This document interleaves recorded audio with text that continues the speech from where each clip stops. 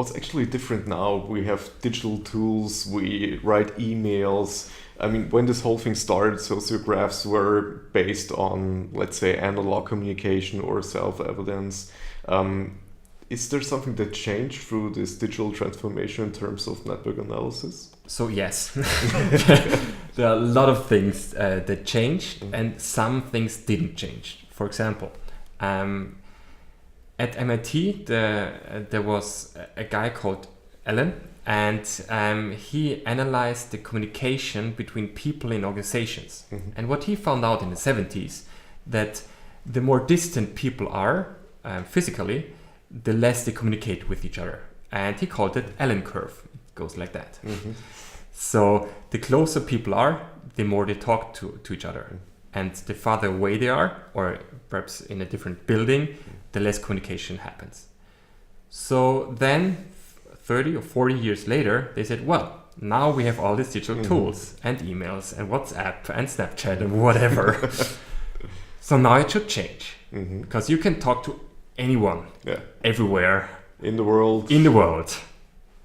And so they analyzed it again from MIT. It was Weber who used electronic devices to understand social devices, so that you can measure who communicates with whom. And what they found out in a recent article some years ago was the Allen curve.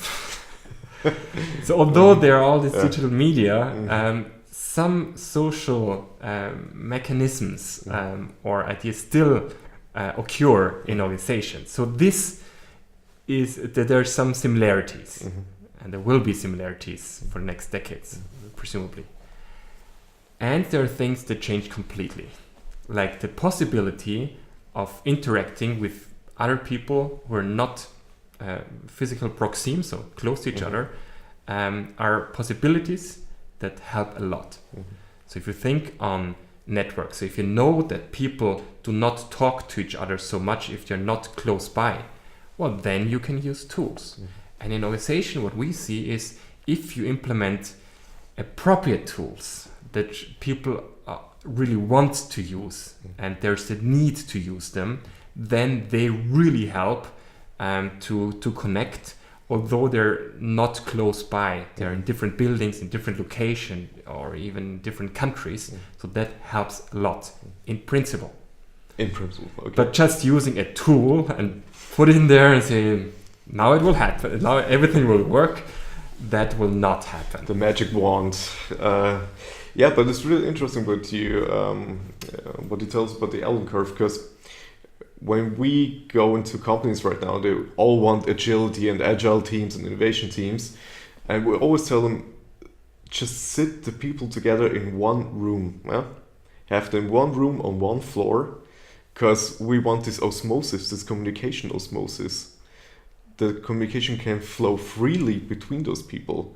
Don't just sit in there and think about, okay, they're going to be agile, they just have to go into meetings and be more agile. It doesn't work. They have to be in close proximity. So agility is a big topic.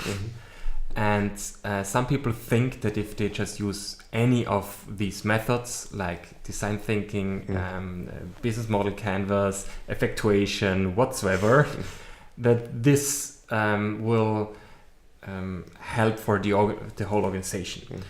I think that these methods are really interesting to use and really helpful.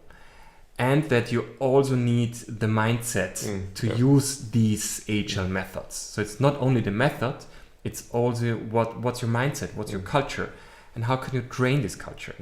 And so this is again what I call improvisation, because this is exactly what you need for that.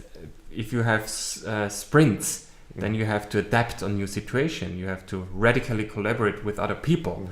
And just using method is not enough. Just using a tool is not enough. You need the whole picture.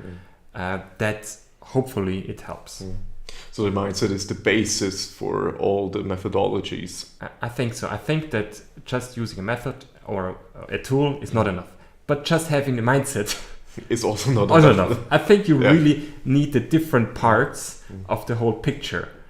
And if if you understand which parts and which puzzle pieces are needed for that, then you can slowly, step by step, change a whole organization. And where do you start, or where do you see a starting point? Is it more on the mindset side of the game, or more on the methodology? You would combine those two. Where do you start with your work? I usually start on trying to understand the organization. This is what I meant in the beginning. I try to connect. I want to understand, how did they do what they did that they still survive as an organization? What is the great thing about them? So I start, in improv we would say, we start positively. We say, wow, great, what did you achieve? That's the basic. Yeah. And now, what's the problem? What's the challenge that you have? And people say that in interviews or in stakeholder groups. They start, yeah, I know, this is good and this is good, but... And in some organizations, it's the mindset saying, well, we are used to do this like that because we always did that like that. So, okay, perhaps there's something for the mindset. I say, well, we just don't have any technological support. We can't do that. We just write emails or using our telephone.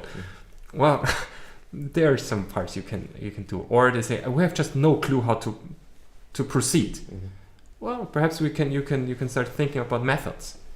So I think it's always starting with one and having in mind that the others are relevant too.